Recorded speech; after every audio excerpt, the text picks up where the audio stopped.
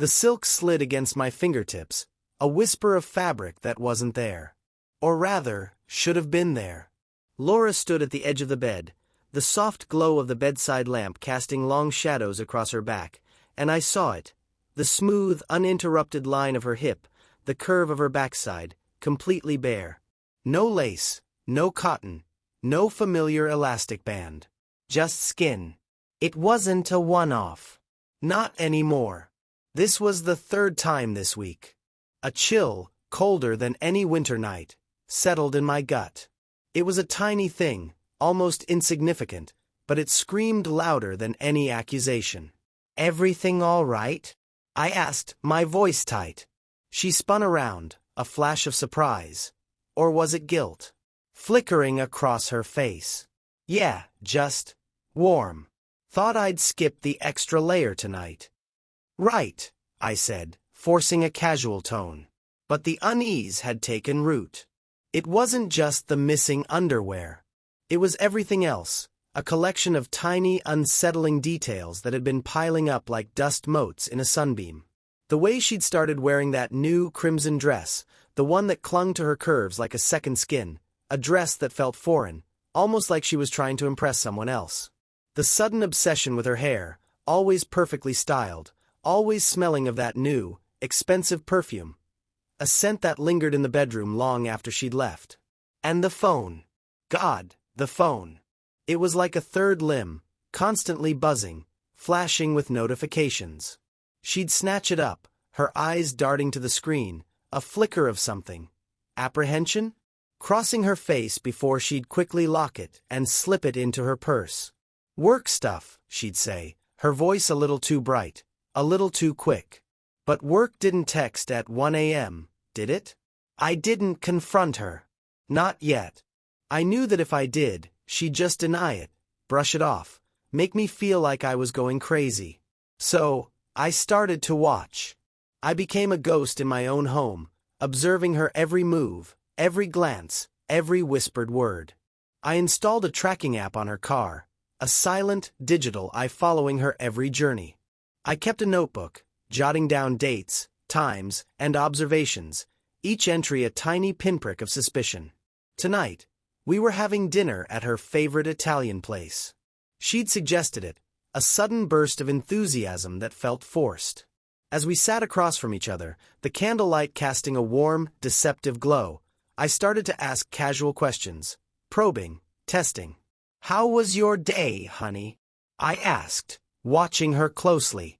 "Oh, busy," she said, her eyes darting away, focusing on the menu. "Anything interesting happen?" I pressed. She shrugged, a nervous twitch in her shoulder. "Not really. Just the usual. You seem a little distracted," I said, my voice low, laced with a hint of accusation. Her eyes snapped up to meet mine, a flash of panic in their depths. "Distracted? No, I'm fine." "Why do you say that?" "Just seems like your mind is somewhere else," I said, my gaze unwavering. She looked down at her plate, her fingers fidgeting with her fork.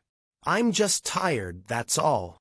The silence stretched, thick and heavy, the clinking of silverware and the murmur of other diners fading into a distant hum. I saw her swallow hard, her throat bobbing, and I knew. I knew, with a certainty that chilled me to the bone, that something was very, very wrong. As the night went on, her unease grew. She avoided my eyes, her answers were clipped, and her hands shook slightly as she reached for her wine glass. By the time we left the restaurant, I was a coiled spring, my mind racing, the pieces of the puzzle starting to fall into place. I knew then, with a sinking feeling, that I was going to find out what was truly happening, and I knew it wasn't going to be good. The request hung in the air, a fragile, almost absurd thing, like a soap bubble about to burst. "A weekend getaway," Laura said, her voice laced with a nervous energy that she tried to pass off as casual. "Just me. I need some personal space." My stomach clenched. Personal space. That's what they always said, wasn't it? The prelude to something bigger, something darker. "Personal space," I repeated, my voice flat. "Where exactly?" Oh, just a little cabin upstate, she said, her eyes darting away. An old friend from college has one. We're going to catch up. An old friend, I said, my voice dripping with skepticism. What's their name? She hesitated, a flicker of uncertainty crossing her face. Jessica. Jennifer Smith. Jennifer Smith. Right. I'd never heard of her. And when were you planning on doing this? This weekend, she said, her voice a little too quick. I already asked for the time off. The audacity of it. She was practically daring me, testing the limits of my patience. And I, in turn, decided to play along. All right, I said, my voice calm, almost detached. Have a good time. Her eyes widened, a flicker of surprise, and maybe relief, crossing her face. She clearly expected a fight, an argument, a tearful confrontation. But I gave her nothing. Just a cold, empty agreement. As soon as she left the room, I moved. I grabbed my laptop, opened a new document, and started a meticulous record of our conversation, every word, every pause, every inflection. I saved the text messages she had sent earlier, the ones that were vague and evasive. I copied the emails, the ones that were equally cryptic. I downloaded the tracking data from her car, the digital breadcrumbs that would lead me to the truth. Then, I made a call. To a lawyer. A sharp, no-nonsense woman named Ms. Carter, who specialized in divorce cases. I explained the situation, the subtle changes, the missing underwear, the sudden need for personal space. She listened, her voice calm and professional, and told me to gather as much evidence as possible. While Laura was packing her bags, I was packing my own. Not clothes, but evidence. I copied the data from her computer, every file, every folder, every hidden document. I installed a small, inconspicuous camera in our bedroom, hidden in the frame of a picture on the dresser. I wanted to see who she called, who she texted, who she might meet when she returned. The night before she left, she came to me, a tentative look on her face. Are you sure you're okay with this? She asked, her voice soft. Perfectly fine, I said, my voice flat. Have a good time, Laura. She hesitated, then turned and walked away. I watched her go, my heart a cold, hard stone in my chest. The next morning, I watched her drive away, her car disappearing down the street. I waited until she was out of sight. Then I went to work. Not my usual job, but a different kind of work. The kind that involved gathering evidence, preparing legal documents, and bracing myself for the truth. The first night without her was strange. The house felt empty, hollow, the silence amplified by the absence of her presence. I spent the evening reviewing the data I had collected, the text messages, the emails, the tracking data. I found a few oddities, a few inconsistencies, but nothing concrete. Yet, the second night, I reviewed the footage from the hidden camera. Nothing. She hadn't called anyone, hadn't received any visitors. But the silence was telling. It was the absence of evidence that was, in itself, evidence. By the third night, I was a coiled spring, my nerves stretched to the breaking point. I knew something was going to happen. I could feel it. And then, at 11:47 p.m., my phone buzzed. A text message from an unknown number. I'm outside, it read. My heart pounded in my chest. I grabbed my phone and went to the window. A dark sedan was parked across the street, its engine idling. I watched as a figure emerged from the shadows, a man, tall and lean, with a familiar silhouette. He walked towards the front door, his footsteps echoing in the quiet night. I knew then. I knew exactly what was happening. And I knew exactly what I was going to do. The click of the key in the lock was sharp, a sound that sliced through the tense silence of the house. Laura stepped inside, a tentative smile on her face, a hint of expectation in her eyes. I stood in the living room, the dim light casting long, unforgiving shadows across my face. She stopped, her smile faltering, her eyes widening as she took in the atmosphere. Hey, she said, her voice a little too bright, a little too forced. "I'm back." "Welcome home," I said, my voice flat, devoid of any warmth.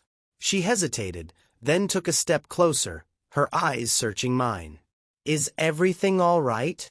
"Perfectly fine," I said, my gaze unwavering. "We need to talk."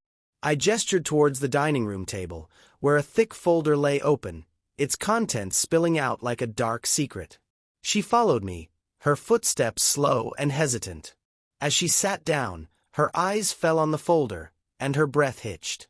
"What's this?" she asked, her voice barely a whisper. "Evidence," I said, my voice cold and clinical. "Evidence of your infidelity." I slid the folder towards her. Inside, there were printouts of text messages, emails, and tracking data. There were stills from the hidden camera footage, showing her phone calls, her late-night texts, the moments when she was alone, but clearly not. And then, there was the list. A meticulously detailed list, written in my own handwriting, chronicling every instance when I had noticed the absence of her underwear. Dates, times, and brief descriptions. It was a small thing, a seemingly insignificant detail, but it was a symbol of her deception, a constant, nagging reminder of her betrayal. Her eyes scanned the documents, her face draining of color. She looked up at me, her eyes wide with shock and disbelief. I don't understand," she stammered. "Don't play dumb, Laura," I said, my voice laced with a bitter edge. "I know everything." I pushed a stack of papers towards her. "Divorce papers," I said. "I've already spoken to my lawyer. Everything is prepared." She stared at the papers, her eyes filled with a mixture of shock and horror. "Divorce," she whispered. "Just like that." "Just like that," I said, my voice hard. "You made your choices, Laura. Now you have to live with the consequences." But I thought." She stammered, her voice trailing off. "You thought what?" I asked, my voice dripping with sarcasm. "That I wouldn't notice? That I wouldn't care? That I would just forgive and forget?" "No," she said, her voice barely audible. I don't know what I was thinking." "That's the problem, Laura," I said, my voice low and dangerous.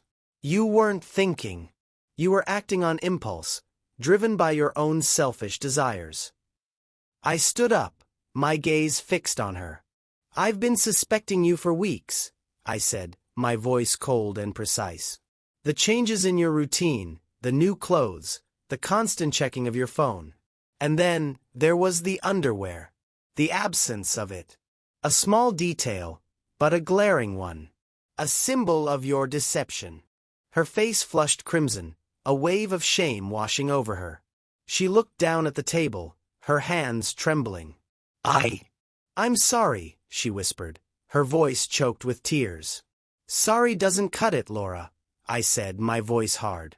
"You broke my trust, you shattered our marriage, and you humiliated me." I turned to leave, but stopped at the door. "I'm not going to make this difficult," I said, my voice flat. "You can take your belongings and leave. I've already changed the locks." I walked out of the room, leaving her sitting at the table, surrounded by the wreckage of her lies. I went to the bedroom, packed a small bag, and left the house. I didn't look back. I drove to a nearby hotel, checked into a room, and collapsed onto the bed. I stared at the ceiling, my mind racing, my emotions a tangled mess. I felt anger, betrayal, and a deep, aching sadness. As I lay there, I replayed the events of the past few weeks, the subtle changes, the growing suspicions, the final confrontation. I thought about Laura, her lies, her betrayal, and the life we had built together, now shattered beyond repair. I knew then that I had made the right decision. I had to end it. I couldn't live with the constant suspicion, the constant wondering, the constant fear of being betrayed again. But as I closed my eyes, a single thought lingered in my mind. What if I was wrong? What if I had misinterpreted the signs? What if I had destroyed my marriage for nothing? The silence in the office was thick, heavy with unspoken judgments. Laura's footsteps echoed as she walked to her desk, the whispers following her like a dark cloud. Every glance, every hushed conversation, was a sharp, stinging reminder of her public humiliation. It wasn't just the divorce. It was the way it had happened, the details that had somehow, subtly leaked. The missing underwear, the late-night rendezvous, the meticulously documented evidence. It was all out there, circulating like a virus, poisoning her reputation. She knew it was Thomas. He hadn't screamed or shouted, but he'd been precise, surgical. A quiet rage, a calculated dismantling of her life, piece by piece. She could almost picture him, a ghost in her past, pulling the strings, watching her world crumble. The phone rang, a shrill interruption to her thoughts. It was HR. They were polite, professional, but the message was clear. Her position was no longer tenable. The whispers had reached the higher-ups, and the company, always image-conscious, couldn't afford the scandal.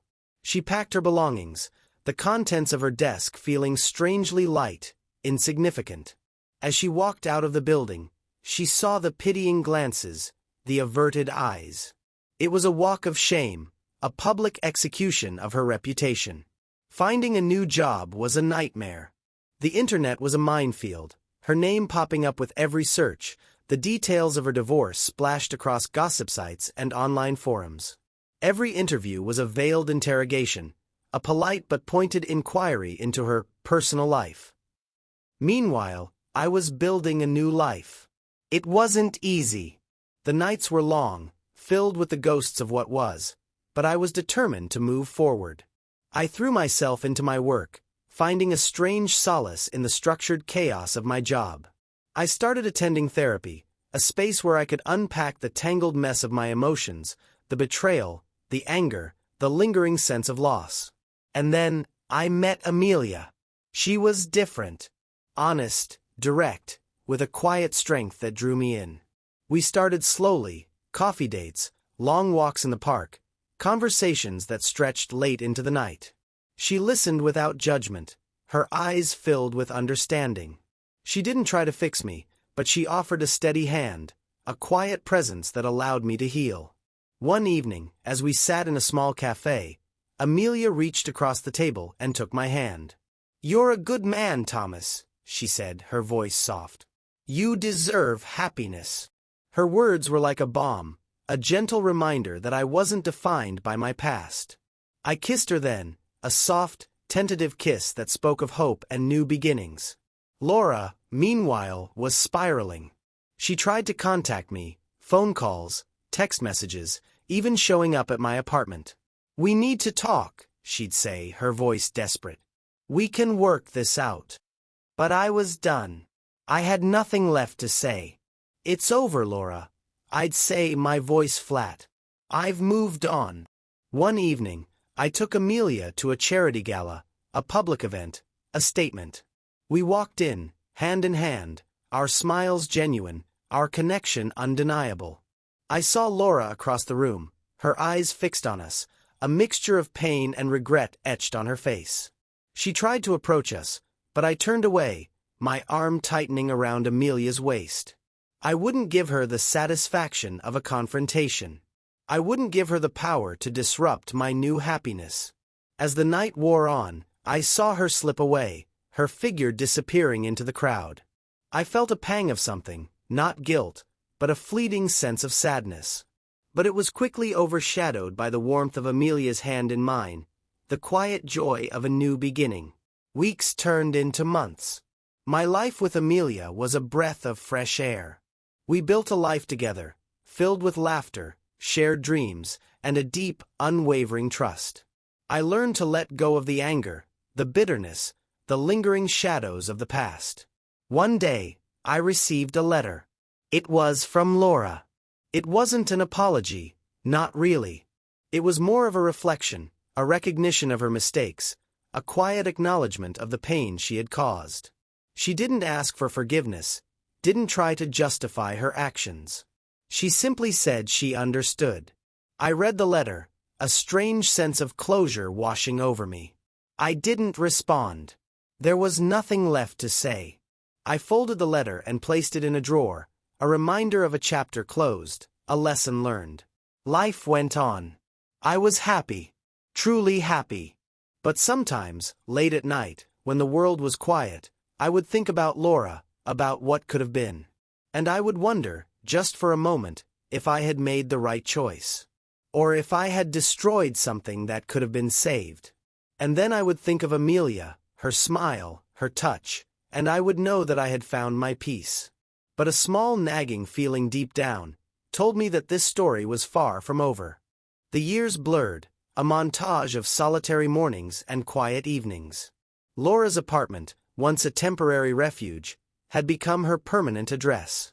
The city lights, once a vibrant backdrop to her life, now seemed to mock her solitude. She'd built a wall around herself, a fortress of regret and what-ifs. She'd watched from the periphery as Thomas's life blossomed.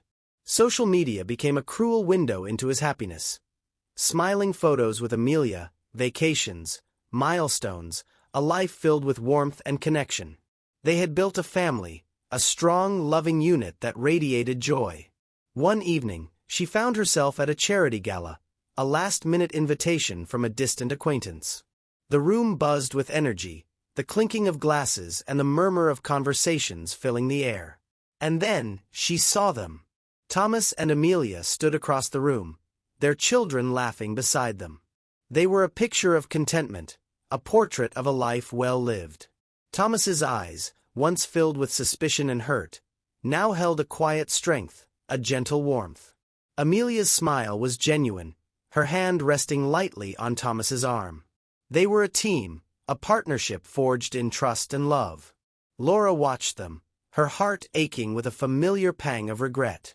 She saw the life she had lost, the future she had squandered. It wasn't just Thomas, it was the entire tapestry of her life, the connections she had severed, the trust she had broken.